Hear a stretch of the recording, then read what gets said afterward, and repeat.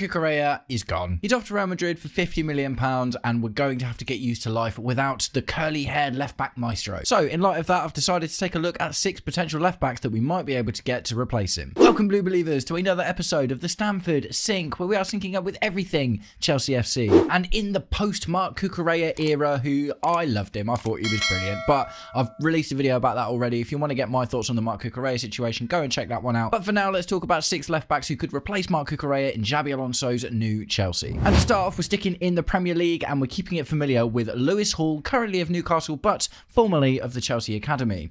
So, Lewis Hall, a lot of Newcastle fans, rightly so, think it's unlikely that we would be able to pry Lewis Hall away from Newcastle.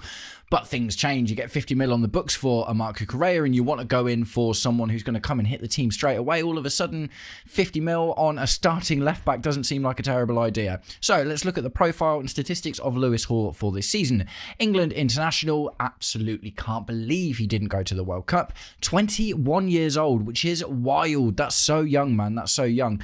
Part of me is tentative about the idea of getting a young left back. Now, don't get me wrong. Lewis Hall is great. He's got Premier League experience. There's a Chelsea connection there already with the academy stuff, so he it's not the same as like bringing in someone from another country or even someone from another team, like, you know, in the UK. Like, he knows the surroundings.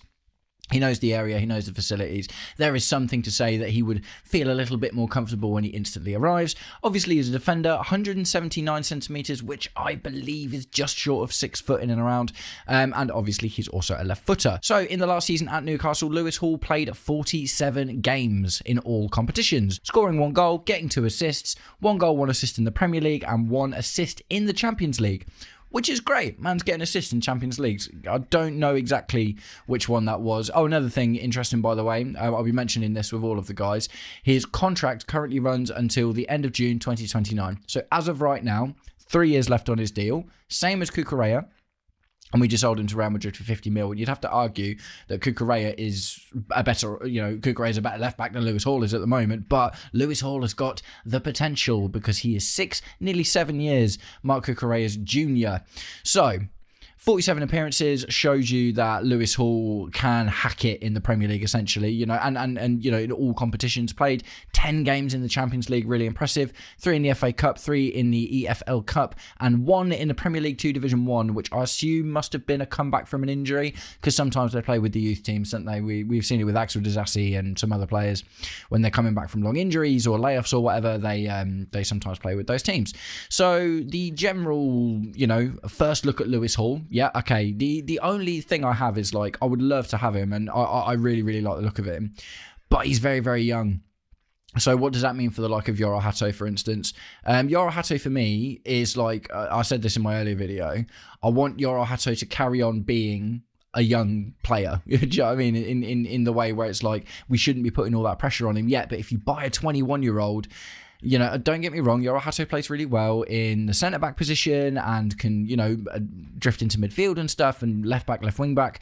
But ultimately, if we buy a Lewis Hall, that, that all of a sudden it's competition then, isn't it? It's not like a progression where we have Lewis Hall for a few years and Jorell Hato takes that over. That might cause problems in the future. So I'll be interested to see, literally just based on his age profile, if that's actually the right thing. If we're backing Jorell Hato, you wouldn't necessarily expect us to go for someone like Lewis Hall, but I guess we'll see what happens. So Lewis Hall's statistics, we'll start with his defensive statistics from last season in all competitions. Matches played 47, 4 clean sheets, which is not great, but that's not just his fault. 5 yellow cards in 47 games for a defender is actually pretty good, so that's not bad. No red cards. Love that. Errors leading to goal, 2. So 2 errors leading to goal. So, we'll stack these all up with everyone else as we go on. But that's not great, is it? Let's be completely honest. Ideally, you want no errors leading to goal if possible. And, our defenders made a lot of errors leading to goal in the last few seasons. But 2 already, it's not super, super high, but, it's not great. He was dribbled past 27 times. He made 83 tackles, 45 interceptions, 21 blocks, and he only won 32 aerial duels. So he's not the tallest guy, but it doesn't necessarily matter either, does it? So his defensive game, his tackling, seemingly phenomenal. Really, really good tackler. Interceptions, not bad. Blocks, not amazing. The errors leading to goal, bit of an issue there. Dribble past 27, that's not that bad, actually. That means that he's not always been, if you think there's 38 games in the Premier League, he wasn't even dribbled past once a game in the Premier League, at least. And that's not even just in the Premier League. That's in all 47 games that he played. So that's kind of impressive. Maybe a little worry with the aerial duels thing there, because Cucurella was a short guy at the end of the day. So, he's taller than Cucurella was, so that's already a promising thing. But it's just one of those. We need to be adding a little bit more height to our team because we've got lots of diminutive players. So his defending stats are good for a Premier League player at the age of 21, 100%, but they are not like elite. And obviously you can see at the very top there, in all competitions, he got a 6.8 rating from SofaScore as well. We'll move on to his passing stats. In 47 matches, he made 1,527 accurate passes with a pass percentage of 84.2%. That's good. Like, that is good. You want 80 plus for everyone, essentially, to be, bearing in mind that we are going to be a possession team as well. Pass percentage is so important. The amount of passes is kind of here nor there. It will change dramatically depending on the style of play. So, that might be higher in our team because we're going to play more of a possession-based style of football than Newcastle were. But the pass percentage being 84%, that's a good, I'm not worried about that at all. That's decent. Accurate long balls at 68 with a percentage of 40.7. So that means 4 in 10 of Lewis Hall's long balls are meeting their target, which again is not bad at all, actually. It's not terrible. Accurate crosses, 27. That's good. We love that. Crosses are good. His crossing accuracy, 20%. So again, 1 in 5 crosses is meeting their target across the season. So his passing stats already seem a bit better than his defensive stats. And if we play a 3 at the back and he plays the left wing back role, then that's probably going to serve us quite well. But if we do play a 4 at the back and we need that left back to be a little bit more defensive, then maybe there are some better options to look at. So that's Lewis Hall. Guys, let me know what you think about him in the comments. He's going to be money. Like, probably we'd end up reinvesting probably all of the Cucurella money on a Lewis Hall because we sold him for 30 mil in the first place. 2 seasons ago? He was like 18, 19, 2-3 seasons ago. He's obviously gone from strength to strength. He's highly coveted. Manchester United are interested in him. He's going to be wanted by a lot of teams for sure. And Newcastle have also already proven this transfer window that they're not messing around with selling Anthony Gordon to Barcelona for 70 mil. So I don't expect Lewis Hall to cost anything like that. But at the same time, 40 to 50 mil, maybe my friend Joe from Talking Chelsea, he thinks 50, 55. It's going to be a lot of money either way. Do you think that reinvesting all of the Marc Cucurella money in a Lewis Hall is a good idea? Let me know what you think in the comments. And guys, if you've made it this far into today's episode of the Stamford Sync, please do me the distinct honour of liking and sharing the video, subscribe to the channel, or just roast me in the comments, whatever gets you through your day. So next up, we're going to go from a young Premier League player with a lot of potential who knows Chelsea to an old experienced head from Bayer Leverkusen who knows Xabi Alonso very well. We are going to talk about Alejandro Grimaldo, and I'm not going to lie to you, I had to double take that I'd got the right stats from the right year to look at this guy. We're going to get into it in a minute, but I thought I'd accidentally looked at his 23-24 season when he won the invincible Bundesliga double with Xabi Alonso. And mate, Grimaldo, mate. Right, let's get into it. Spanish international, 30 years old. Let's just focus on that for a second. I think that for me is a good idea because if you think about like where we are right now, we have lost one of the best left backs in the world. We need to keep the level of our team up. And the problem with buying young players to replace someone like a Marc Cucurella is you're categorically downgrading at that point, aren't you?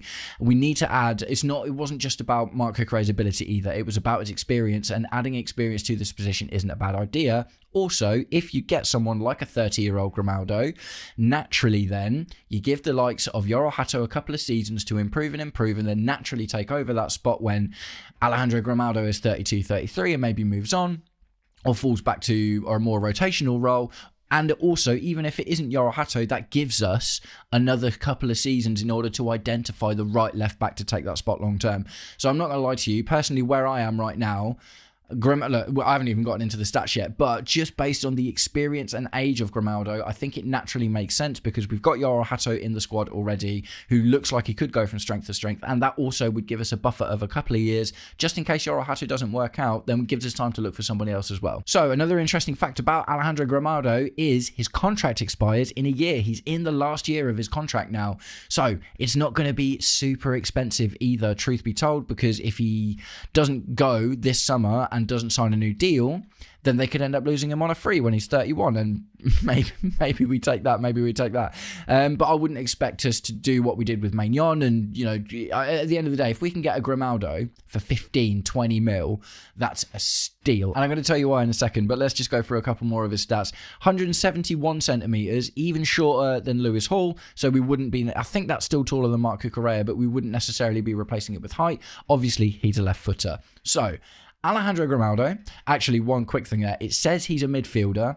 I checked this out. I was like, oh, is he been converted? No, he just basically, Bayer Leverkusen are currently playing a 3-4-2-1, and he is always on the left side of that midfield. He's essentially playing a left wing back role, but it's got him down as a midfielder. He's, however you want to look at that, he's not been playing left back one way or the other. They've been keeping to that 3 at the back system, and he's been playing on the left side of midfield. But as we know, we've got the guy that kind of invented this guy for that, so that could really, really work out for us. Let's have a little look at Grimaldo's stats last season, not the invincible winning season, last season in the Bundesliga.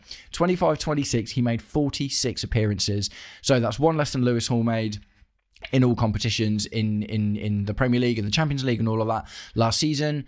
14 goals and 12 assists. That's wild. That's absolutely wild. It's one of those things, isn't it? Because Grimaldo was not this guy before Xabi Alonso got his hands on him, and he's kept it up even after Xabi Alonso's left. For instance, an example of when this didn't happen was Victor Moses with Antonio Conte. Victor Moses was never putting up these kind of numbers, but the player that Victor Moses became under Antonio Conte, this randomly world-beating right wing back, essentially disappeared as soon as Antonio Conte went out the door. Alejandro Grimaldo has kept it up. He has really, really kept it up, and that is absolutely phenomenal. 14 goals and 12 assists in a season from a 30-year-old left wing back is mental. It's absolutely wild. So 8 goals and 8 assists in the league, and 2 goals and 1 assist in the DFB Pokal, and 4 goals and 3 assists in the Champions League. Man is also known for a dead ball, which is super, super important. So look, that is just get that in my team, like 100%. I was already liking the idea of Grimaldo before I actually started looking into all of this. And because I was like, oh yeah, he's experienced, and I know how well. He got 12 goals and 14 assists, so he's actually swapped it around now. But he got 12 goals and 14 assists in that season for Xabi Alonso when they won the Invincible Double. And I'm like, yeah, get me some of that. And now he swapped it around. He scored 2 more goals, got 2 less assists, but his output is outrageous. That's crazy. So look, age profile works for me because of the idea to either give Jorell Hato time to improve or to give us time to look for someone else if that's not what the case is. He's Spanish. We've got Spanish-speaking players in our team. Obviously, Xabi Alonso is Spanish. Obviously, he's played really well for Xabi Alonso before, and he knew how to get the best out of him.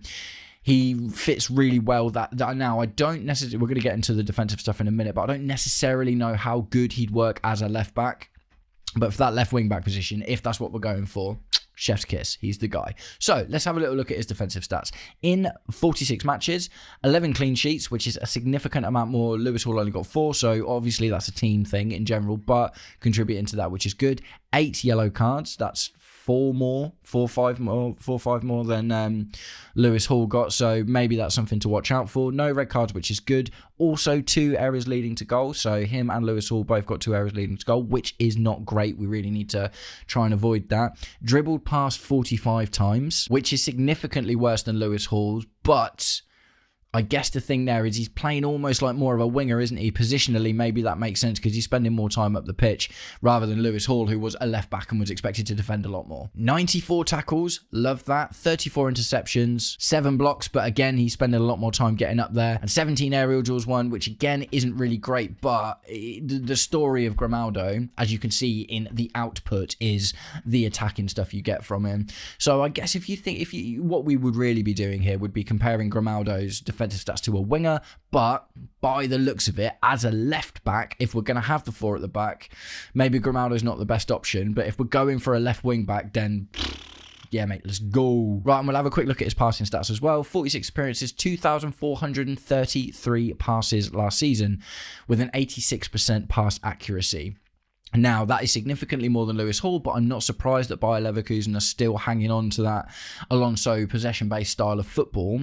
His passing accuracy is a little bit better than Lewis Hall's as well, so he comes into our team. If, like I say, it's only left wing-back, I don't think he'd work as a left-back, but he's making lots of passes, which is great because that's definitely what we're going to be doing. And his accuracy is also really, really high.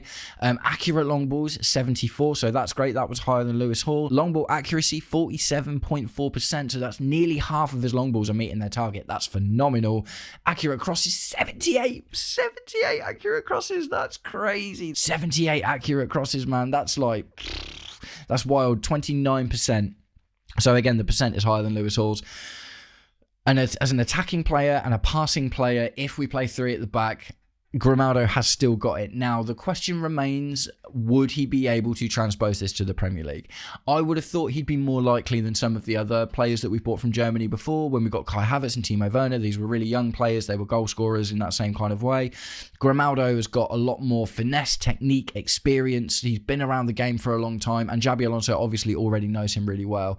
Could Alejandro Grimaldo be Xabi Alonso's Jorginho that Sarri brought in? Do you know what I mean? It happens every now and again, doesn't it? But mate, I'm not gonna lie to you, from Grimaldo's stats, like, spoiler alert, he's the one that I want, because I just think it makes sense on so many levels.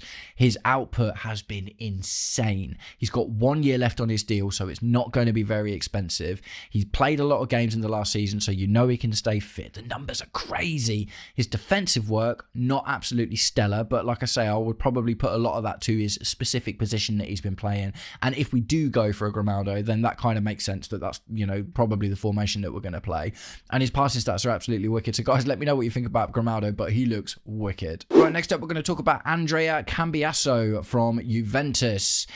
Italy international, 26 years old, also a midfielder, so I don't actually know, I haven't checked this, but I assume that means that they're playing that kind of 3 at the back with him at the left as well. 181 centimetres, so, getting towards that kind of 6 foot mark. Both footed. That's always a good thing, isn't it? That's always a good thing. So this is my first proper time looking at Cambiaso. I know we've been linked to him a few times before. The news went cold a little bit. He's got 3 years left on his deal. So again, at 26, 3 years left on his deal. It's going to be kind of pricey. But let's have a little look at his output. So for Juventus, he played 47 matches in all competitions, got 3 goals, 5 assists. All 3 goals and 4 of the assists were all in the league. 1 assist in the Champions League. So closer to Lewis Hall in terms of output at the end of the day, and he's obviously not being focused on as much in order to kind of get that output. Everyone's output is going to look terrible next to Grimaldo, isn't it? Like, it's just sold me on him, man. It's just sold me on him. It's going to be really hard to get excited about anyone else now. 26 years old though, that's a better profile of age, I think. It's young enough that he's still got time in the tank, but old enough that he's not direct competition for a young up-and-coming Jorell Hato, for instance, who might be able to grow into that position. So if we look at his defensive stuff, matches played 47, only 5 clean sheets, 6 yellow cards, 1 red card. Red flag, more like. Only 1 error leading to goal, which is pretty good. He was dribbled past only 29 times, which is also pretty good. That's a lot better than Grimaldo had. 74 tackles, 23 interceptions, 10 blocks, and 14 aerial duels won.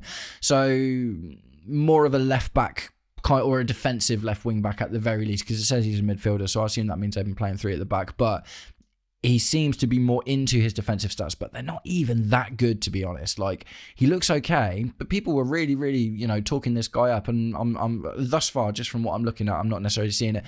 8 GA for a left back or a left wing back is decent. Do you know what I mean? That in itself is pretty good. And he makes a decent amount of tackles, but the rest of it all hovers in and around same sort of area that Lewis Hall did. And we're talking about the Italian league as well, which isn't necessarily as strong. So we look at his passing stats. Maybe this is where he gets redeemed. In 47 matches, he made 1,735 accurate passes with an 88% passing accuracy. That's good. We love that.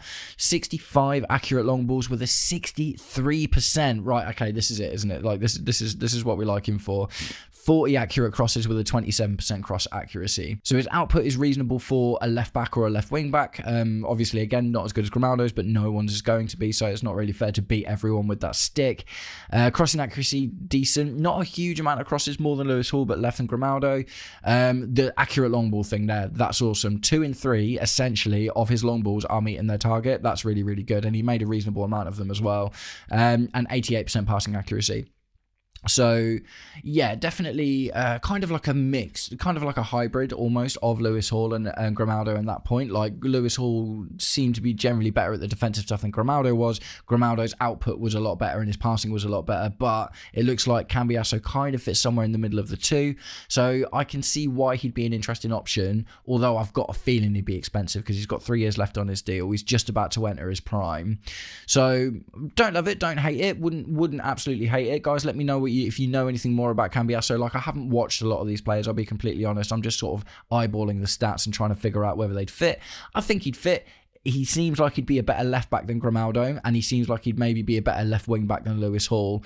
So he seems, like I say, so far he seems to be somewhere in the middle of the two. Next up, we're going to look at Maximiliano Araujo. So this guy was linked to us a couple of months ago now, actually, in the middle of the season, when Jorell Hato was getting itchy because he basically got no game time under Maresca, did he, at all? There was talks about him going back to Ajax last January, actually. And then we started getting linked with Maximiliano Araujo, who plays for Sporting Lisbon and also has 3 years left on his deal with a contract until the 30th of June 2029. The Uruguay international is 179 meters tall, 26 years old, so the same as Cambiaso there. And like I say, I do see that as being a quite good level of experience. It's someone who can rotate and compete with the likes of Jorell Hato while still giving him time to develop. So a really interesting one there. Let's have a little look at his statisticals. In the 25-26 season for Sporting Lisbon, he played 45 matches. So a common theme across all of these guys at the moment is they are playing lots and lots of matches and they're all staying fit, which is great. 7 goals, 6 assists. Great output. Really, really, really good output there. And also he's noted as a defender. So more of a left back, and assuming based on his output can play left wing back as well. But that's great. He got 5 of his goals and 4 of his assists in the Portuguese league and 2 goals and 1 assist in the Champions League.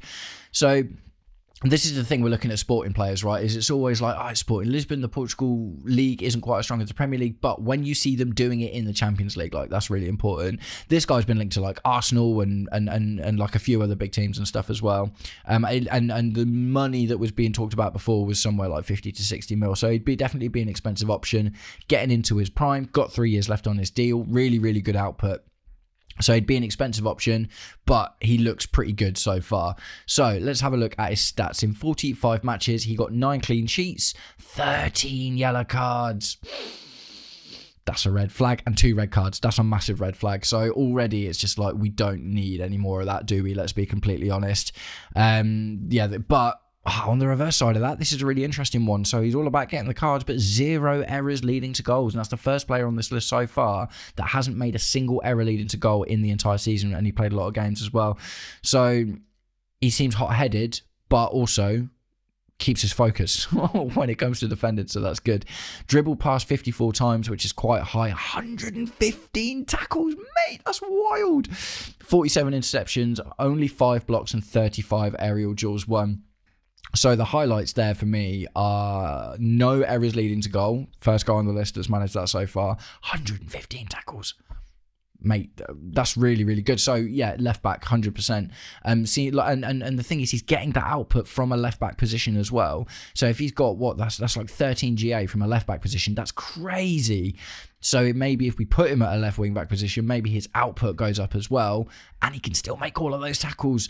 Okay, I'm a bit more interested in him now than I was. I'm more interested in Araujo than I am Cambiaso at this point.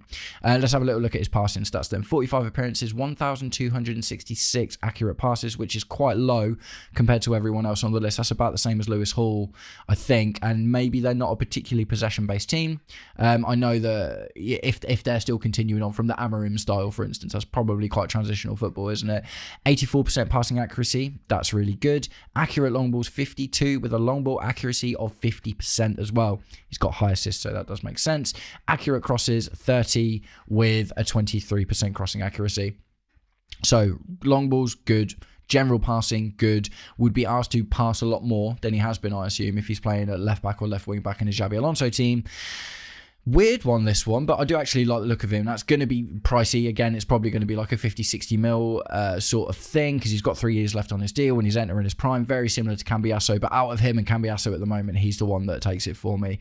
And I would probably, I don't know. Lewis Hall has got all that potential, hasn't he? Because he's 5 years younger.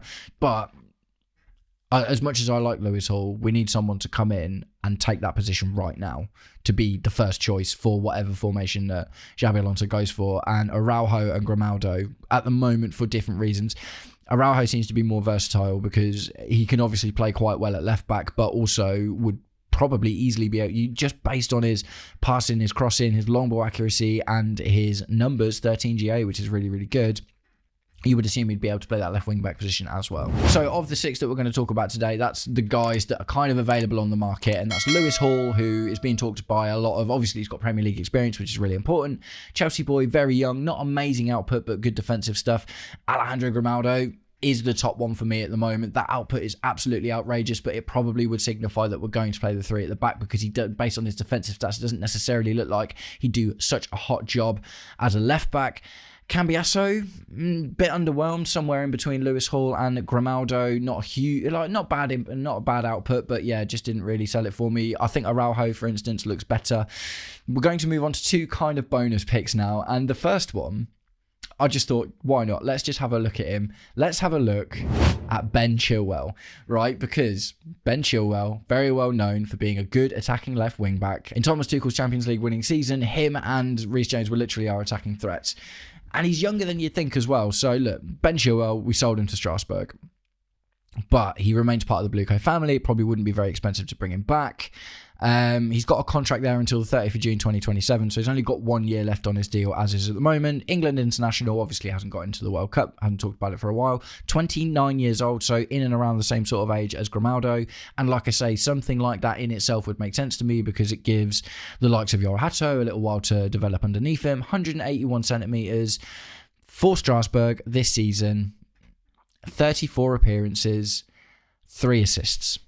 Not amazing, not brilliant, not bad. Like, that's okay for playing left back. Do you know what I mean? I'm not sure if Gary O'Neill's playing 3 at the back with them, actually. I think they might have gone to no, I think they're still playing 3 at the back, actually. But 3 assists is okay.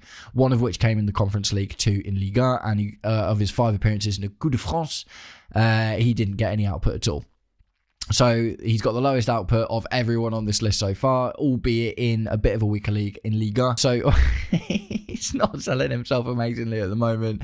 Let's have a little look at his defensive stats. In 34 appearances, he managed 4 clean sheets, or was part of managing 4 clean sheets. Got 6 yellow cards, which is pretty high. That's the lowest amount of games anyone's played, and that's pretty high per capita, isn't it? No red cards, 1 error leading to goal.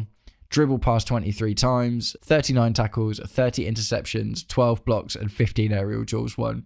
So far, Chile, I'm sorry, you're categorically the worst in all of the metrics so far. Let's see if that changes with the passing. Matches played, 34. Accurate passes, 1,217. I think that might be the lowest amount of passes. Accurate pass percentage, 86.7. So that is up there. I think Lewis Hall was on 84. So that's not the lowest in that respect. Accurate long balls, 34, with his long ball accuracy only being at 33%. So that's not very good. Accurate crosses, 19, with a 32% cross accuracy. That's pretty good. He's still a good crosser. So look, I just kind of threw this one in for a little bit of fun, because I was just thinking about options, and I was like, oh, Ben Chillwell, he'd be easy to get. But I'm not going to lie to you, despite it being cheap, I would probably still rather go for Araujo or Grimaldo. As much as I love Ben Chillwell for everything he did for us, it doesn't look like it's a good idea for him to come back, does it? And the last option we're going to talk about is, in fact, Jorell Hato. So, disclaimer, I've not looked at Jorell Hato's stats at Chelsea in the last season, because he barely featured in the first half of the season, and in the second half of the season he spent a lot of time playing at left centre back. And what we want to look at is the left back / left wing back role kind of thing that we'd be looking at. So what I've done instead is I've looked at Jorell Hato's last season at Ajax, where he played as a left back. So He's obviously like free, but we don't have any other left back options at the moment. And I am concerned about throwing him into it where at 20 years old he is and being like, you're our starting left back now. I think he still needs a season or two to develop, and he is obviously getting better. But I think he'll need some time to understand whether it be left back, whether it be left wing back, what Xabi Alonso wants from him. Because you look at Grimaldo is the poster boy for what we would like to see. And to be fair, so is Jeremy Frimpong. He's kind of the poster boy for if we have wing backs, what we'd like to see. But as a left back, maybe that's a bit more of an unknown quantity, to be fair. So, Netherlands international, he's at the World Cup, 20 years old, 182 centimetres, pretty tall and left-footed. In the 24-25 season, as Ajax's first choice left back, he played 44 matches, got 2 goals and 6 assists. That was at 18 years old, by the way. That's why we bought him. That's why we spent 40 mil on him. So, that's good. He's the only one, other than Grimaldo, to get a green sofa score rating for that season as well. So in all competitions, he ended up with a high sofa score rating, so that's good too. 31 appearances in the Dutch league, and that is where all of his output came from. There's 2 goals and 6 assists, all came from there. 11 appearances in the Europa League that season with no output, and Euro jackpot KNVB Becker. 2 appearances, no output. But let's have a little look at his defensive stats. Matches played 44, clean sheets 15. So that's the best on this list so far. Defensive work really, really good. Yellow cards 10. It's not the most. Araujo was the most, I think, with 13. But that isn't necessarily something we've seen a lot from Jorell Hato at his time at Chelsea, which is an interesting juxtaposition, isn't it? Because he was still playing as a defender. No red cards that season, which is good. No red cards this season. Correct me if I'm wrong. We've had so many red cards. I can't actually remember who got them, but I don't think Jorell Hato did. 1 error leading to goal in that season, but it was none this season, I don't think. Dribble past 11 times. That's the best on this list. Like, he got dribbled past the least amount of times playing at a left back position, which is really, really good. 88 tackles, which I think is the second highest amount on this list. 37 interceptions, 13 blocks, and 67 aerial duels won. That's wild. 67 aerial duels won is by far and away the highest of anyone on this list. So Jorell Hato's defensive stats, albeit in the Eredivisie, but he was only 18 years old, really, really, really good. And that makes sense as to why he's performed really well as a left-sided centre-back for us recently as well, doesn't it? And because he's just a really, he was a good defender as a left-back, and he's been a good defender for us as that left centre-back as well. And if we were to play a 4 at the back with a left-back, you would imagine that, if we've got like a Reece James on the right, he goes into midfield, he becomes that left centre-back, so the defensive stuff is going to be really important anyway. And this is one of the good things about Jorell Hato as well. Also, the only person on this list, really, that can play the left centre-back role. All the other guys that we're looking at are very much like, go, go, go, attack, attack, attack. And we know that Jorell Hato can do that, for in this Ajax season. I mean, he scored a couple of bangers, isn't he? Or at least that one banger. I think it was in the FA Cup, like long-range screamer. But he's got attacking impetus. We've seen that at Chelsea. 2 goals and 6 assists at 18 in 44 matches as a left-back is really, really good at 18 years old, to be fair. So he's got attacking impetus. His defensive work is really good. What about his passing? 44 matches played, 1,873 accurate passes, which is the second highest in the list, so that's already really good. This is the one, and this has been consistent for the last 3 seasons. 90% accurate passing. Yes, Jorell Hato is a demon of a passer. Really, really, really good. And like I say, I checked his stats earlier, and I think it's either 2 of the last 3 or the last 3 seasons. He got 90% plus. I think it was like 92. One of them might even have been this season for us. 92% pass accuracy is wild, absolutely crazy. So I love that. Accurate long balls, 42, with a 53% long ball accuracy as well. Brilliant, absolutely fantastic. Accurate crosses, 3. That's low, with a 13.6% crossing accuracy. So what that says is that based on the stats, not to say that he couldn't be coached into it, but based on what we've already seen from Jorell Hato, crossing, not really his thing. Everyone on the list completely outstrips Jorell Hato in crossing, but I think he's the second highest next to Maxi Araujo with the long ball accuracy, and he's absolutely 100% the highest with the passing accuracy. So what this all kind of denotes is that left back / left centre back is his role, and if we go for a left wing back, that doesn't actually suit necessarily his skill set by the looks of things, because he's an astute defender, he's a great passer, and he can get assists, and he can be creative, and he can score a couple of goals. but his strengths seem to lie in the defensive work, right?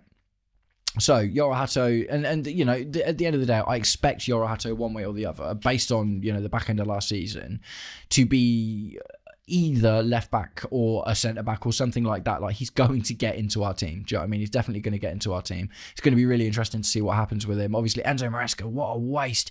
Enzo Maresca just didn't trust him at all and didn't play him, and he was trusted by Liam Rosenior and Callum McFarlane and really performed really well towards the end of the season. So I'm really excited about what Jorell Hato can do, but I don't want to see him put under this pressure yet. We've done it too many times where we've bought young players and we've gone, right, you're the guy now.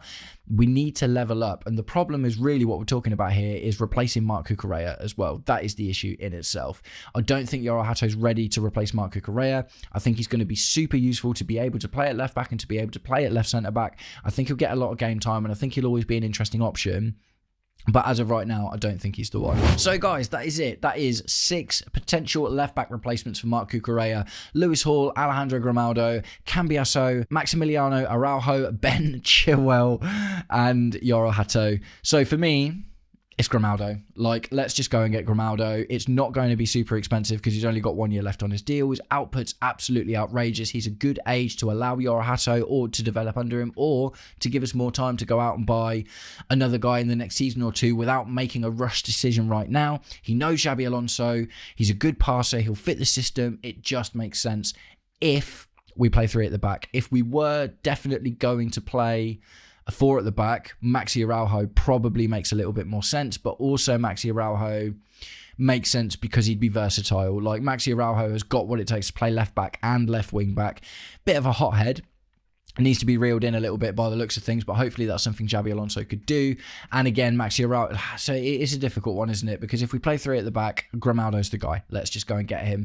But if we're looking to swap between them or figure out which one we want to play, Maxi Araujo looks like a better option at the moment. But guys, let me know what you think. Thank you very much for sticking around to the end of the video. If you did, tell me who you want to see. Is it Lewis Hall? Is it Grimaldo? Is it Cambiaso? Is it Araujo? Is it Chillwell? Is it Jorell Hato? Or is it someone that I haven't mentioned? And if it is someone I haven't mentioned, talk about them in the comments and let's check them out together. Nice one, guys. I hope you're all having an absolutely wicked day, and I'll catch up with you all very, very soon. Take it easy. Peace.